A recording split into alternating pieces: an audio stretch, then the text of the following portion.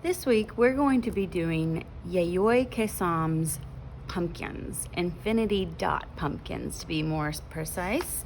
And so this first video is I'm going to teach you how to draw a big pumpkin. Okay, so for this project you can either do like a wavy kind of pumpkin that she likes to do, or you can do more of a more natural pumpkin. It's up to you. You do need to make it fill the whole page. If you maybe try it out and you only get like a small one, you could do a couple, but the whole idea is to display those pumpkins really big. So if you can't do one big pumpkin, do a few small ones to fill the empty space here. So the first thing I want to do is I want to try to show you how just to do a regular pumpkin. Okay, so the first is right in the middle. So you're kind of making like a elongated oval or kind of a cylinder kind of shape here. And then you're gonna work your way out. Now there's two different ways that you can do more natural pumpkins. Is kind of a rounded off one. Now you remember you have to go all the way out and then back in, right? All the way out and back in, that kind of thing. So it can be kind of more rounded. And actually looking at this, my middle, I feel like is a little straight. So I'm gonna kind of go back and make him a little skinnier at the top here. So anyway, there's usually about 3. You could maybe squeeze in another one if you want to make it kind of a wider pumpkin. You know how they all look different anyway. So it can kind of go that way, or what you can do, like I said, I'm gonna change this up. He's a little straight, so you mainly kind of want to do more of a skinny at the top, kind of bigger at the bottom to kind of make it more of a natural look instead of just one big cylinder there. So I'm gonna kind of fatten out this bottom part and kind of go a little skinnier at the top, okay? So the second way, like I said, this one is kind of more of a rounded off pumpkin. You can make more of a bumpy pumpkin where instead of going just down, you're gonna go up and then back down. So go on up and back down to the middle here. Go on up. Oh, that might be a little too far up. Right, round it off like that. Like this. So remember, always picture your, and if it helps you, you could always kind of put a ground here. So like this guy, he probably needs to come down just a little bit farther so he can be kind of touching, okay? There we go. So, and if you look back and you don't necessarily like, maybe I went too high up here, I can kind of go back, edit it as I go, draw lightly, and then you can go back and trace it in darker. So I can still make it bumpy, but not go way up high, okay? So, and if you want to add another one, you're just kind of getting shorter or, right? Shorter as you go, take a step down every time you go down, and then kind of like this. Okay, now then, so either way, right? So you can do it kind of smoothed out, or you can kind of do bumpy ridges. Either way is fine, but you do need a stem. And a stem is, I like to not just make it straight up and down, and then I like to make just a little top here so it kind of looks 3D, so you don't just have a square like that. Right? Now, if you want to do a crazy stem, because remember they're vines, so some of them are curly, right? You could kind of make it like this, right? Any kind of stem will do, but you do need a stem.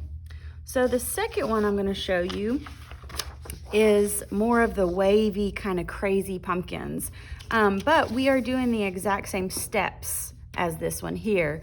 We're just going to kind of make them more wavy.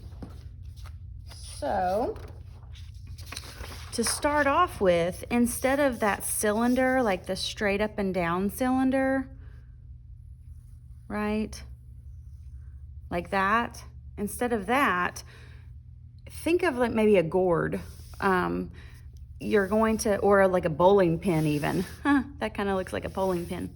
So what you're going to do is you're going to make it really skinny in the middle, kind of bigger at the top, skinny in the middle, and then wide at the bottom, okay?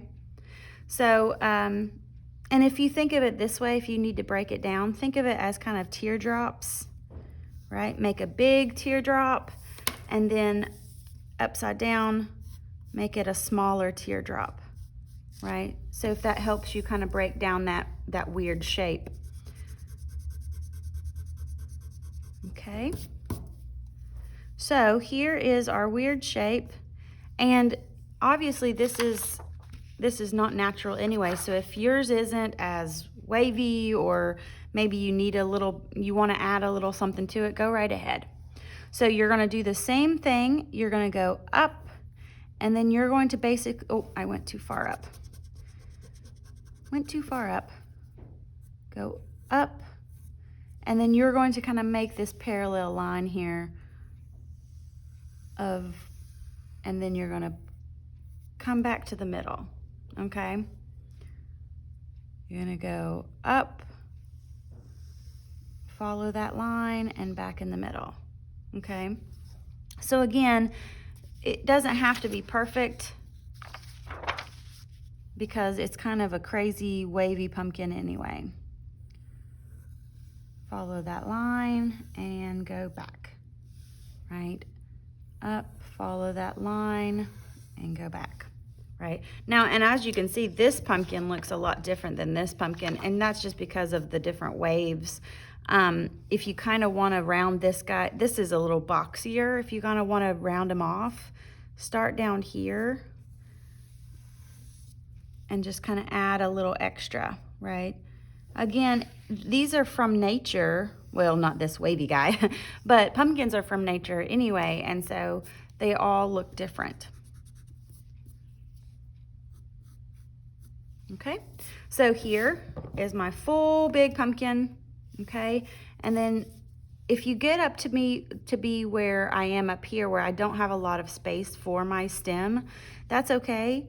Just kind of either you can go off the page like this, or you could even kind of sneak it in here at the top.